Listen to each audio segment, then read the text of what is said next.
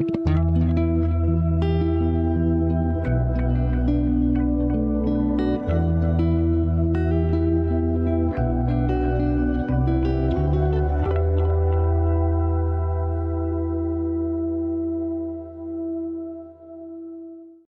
je vous montre ceci.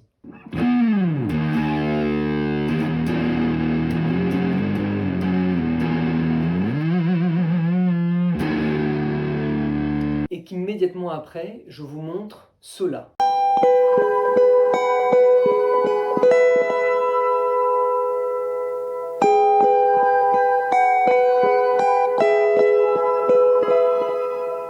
Et qu'enfin, je vous demande ce qui sonne le mieux, indépendamment du style, il y a de grandes chances pour que vous me répondiez la deuxième vidéo, sans conteste. Alors, comment expliquer cette différence? Eh bien, en réalité, c'est très simple. Dans la première vidéo, le son vient d'un amplificateur, directement capté uniquement par le micro d'un téléphone, micro qui est d'assez mauvaise qualité du fait de sa taille, tout simplement. Alors que dans le deuxième cas, c'est plus compliqué. Le son est capté de manière externe, donc pas par un micro-téléphone, et il est surtout retravaillé en post-prod.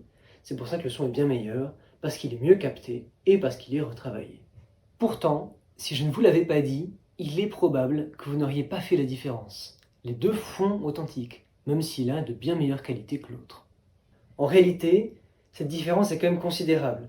Dans un contexte où les formats vidéo sur les réseaux sociaux, en particulier les formats courts, à titre d'exemple, les TikTok, les Reels Instagram, les Shorts YouTube, sont très répandus, il existe une véritable guerre de l'attention. Il s'agit de gagner celle-ci le plus vite possible, au risque que la vidéo soit purement et simplement ignorée. C'est même la particularité de la plupart des réseaux sociaux selon certains.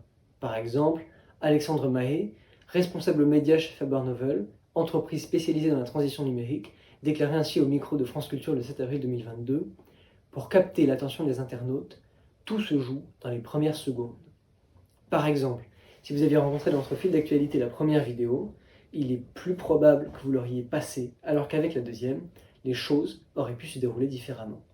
En somme, tout ce qui est bon pour attirer les yeux et les oreilles de l'auditoire est donc bienvenu, et la qualité du son est peut-être le moins évident, mais pas le moins essentiel des éléments qui peuvent y contribuer. Alors c'est parti, on va voir comment faire pour avoir un bon son sur les réseaux sociaux.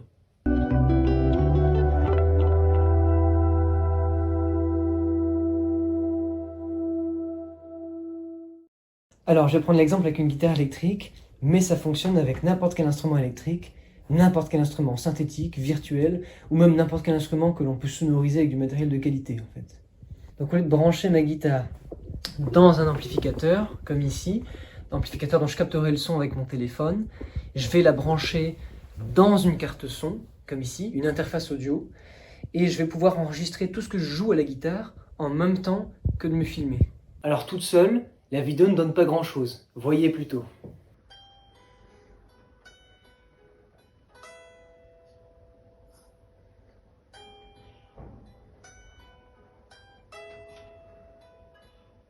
Mais je vais ensuite pouvoir récupérer cet audio avec mon ordinateur pour pouvoir le retravailler avec un logiciel de traitement du son.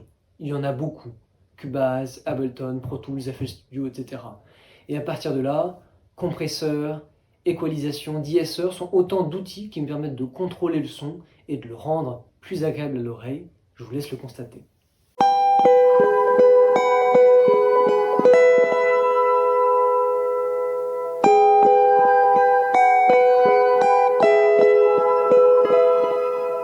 Je me retrouve donc, au final, avec deux éléments.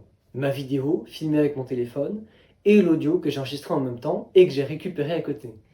Il me suffit donc de me munir de n'importe quel logiciel de montage vidéo de base, et je peux supprimer l'audio de la vidéo originale et coller à la place celui que j'ai enregistré, et on n'y voit que du feu.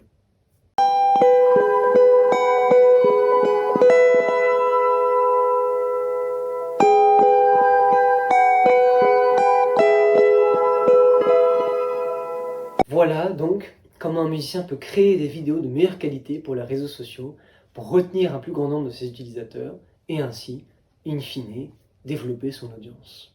Produire des vidéos courtes, aujourd'hui, et a fortiori des vidéos de ce genre qui présentent l'artiste et qui sont faciles à produire, c'est devenu une condition presque sine qua non de la visibilité sur les réseaux sociaux.